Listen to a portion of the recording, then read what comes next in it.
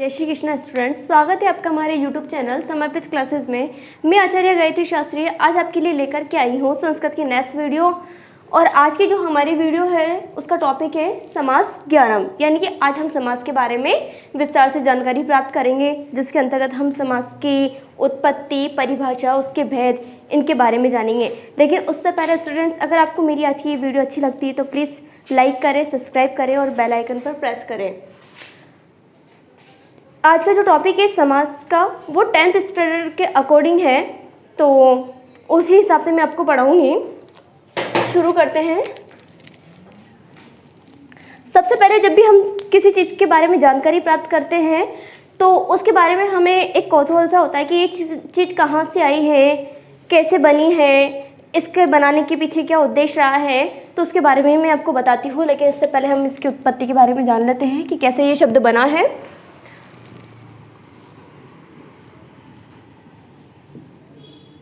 समास शब्द की जो उत्पत्ति है, ये इसको हम व्युत्पत्ति भी बोल सकते हैं। तो इसके अंतर्गत हम देखते हैं सम उपसर्ग अस धातु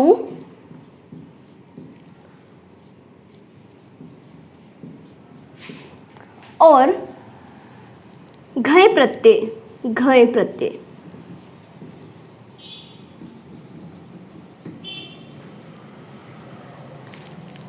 सम उपसर्ग अस धातु और घय प्रत्यय को निष्पन्न करने पर हमारे पास समास शब्द बनता है। कौन सा शब्द? समास शब्द। यानी कि जो समास की उत्पत्ति है वो सम उपसर्ग अस धातु और घय प्रत्यय से होती है। शॉर्ट में इसको हम बोल सकते हैं समस घय बराबर समास। इसका जो शाब्दिक अर्थ है, यानी कि समास शब्द का शाब्दिक अर्थ संक्षिप्तीकरण होता है।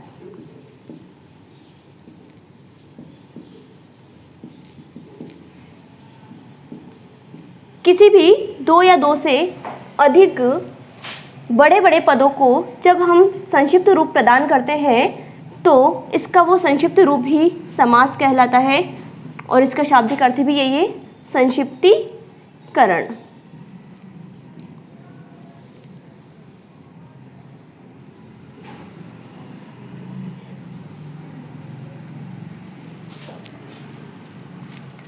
समास की जो परिभाषा है वो बहुत छोटी सी है और बहुत इंटरेस्टेड भी है। सम सरम समास, सम सरम समास, यानी कि समान पदों के मेल को समास कहते हैं। अगर इस परिभाषा को मैं तोड़ करके बताऊं तो सम असनम समास। देखते हैं यहाँ पर परिभाषा इसकी।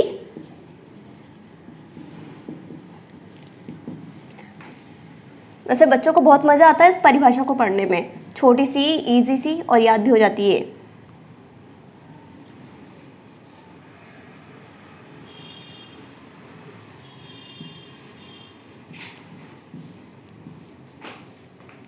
समसनम समासः, ये यहाँ पर हमारी समास की परिभाषा हो गई। अगर इस परिभाषा को मैं थोड़ा सा और तोड़ के लिखती हूँ तो ये इसका जो शुद्ध उच्चारण होगा वो इस प्रकार से होगा। सम, इस म में से अ को निकाल लेंगे तो यहाँ पर हमारे पास शब्द बचेगा असनम।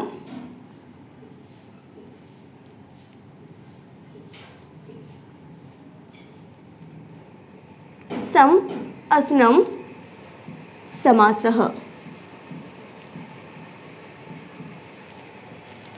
यानी कि सम यानी समान, असनम यानी पदों का मेल, क्या कहला रहा है? समास कहलाता है। समान पदों के मेल को हम समास कहते हैं, यही इसकी हिंदी परिभाषा होगी। और वैसे भी हिंदी की अगर हम बात करें तो हिंदी में समास की परिभाषा बहुत बड़ी हो जाती है कि जब दो या दो से अधिक पदों के मध्य के विभक्ति चिन्हों को हटा देने पर उनके मेल से जो एक नया शब्द बनता है वो समास कहलाता है। बाप रे, बहुत बड़ी परिभाषा है।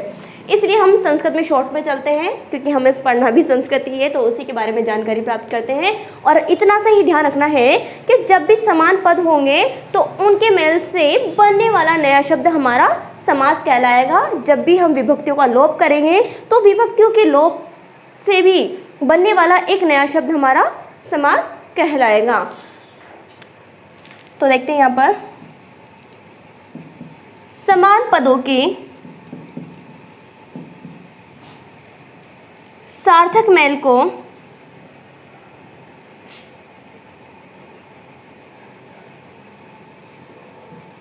समान पदों के या विभक्ति रहित पदों के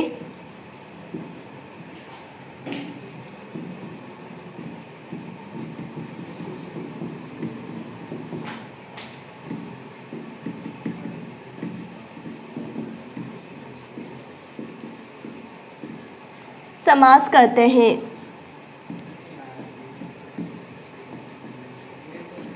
ये हमारी हिंदी की परिभाषा भी हो गई। समान पदों के या विभक्ति रहित पदों के मेल को हम समास कहते हैं। अब समास के प्रकारों की बात करते हैं तो वैसे तो समास के 5 प्रकार होते हैं। मुख्य रूप से समास के 5 प्रकार हैं। केवल समास, अविभाव समास, तत्पुरुष समास और तत्पुरुष के 2 उपभेद होते हैं, कर्मधारय और द्विगु। इसके अलावा जो हमारा तीसरा नंबर का समास है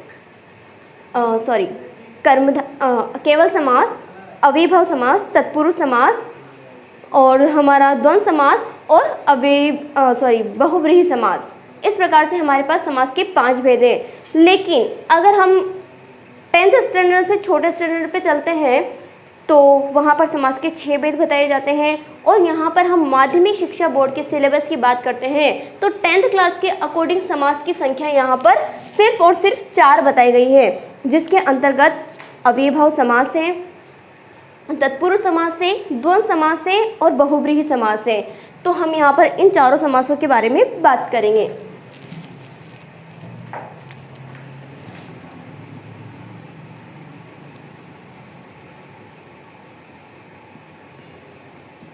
समास के भेद।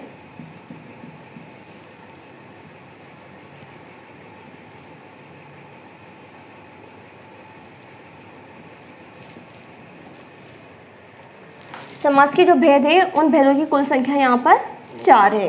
मैं एक छोटा सा चार्ट बना रही हूँ तो उससे आपको पता चल जाएगा। आपको भी वैसा ही बनाना है। ये हमारा समास शब्द हो गया। इसको हम 4 भागों में डिवाइड कर देंगे। फर्स्ट है अविभाव समास,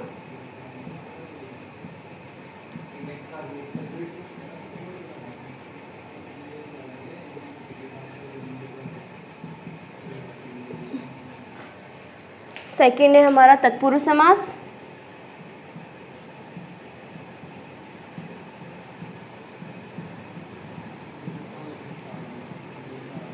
थर्ड हमारे पास है द्वंद्व समास और फोर्थ हमारे पास है बहुव्रीहि समास। बहुव्रीहि समासों को स्टूडेंट समासों का राजा भी कहते हैं। और अगर हम इसका विग्रह करके देखते हैं तो व्रीहि का मतलब होता है चावल और बहु यानी बहुत सारे चावल।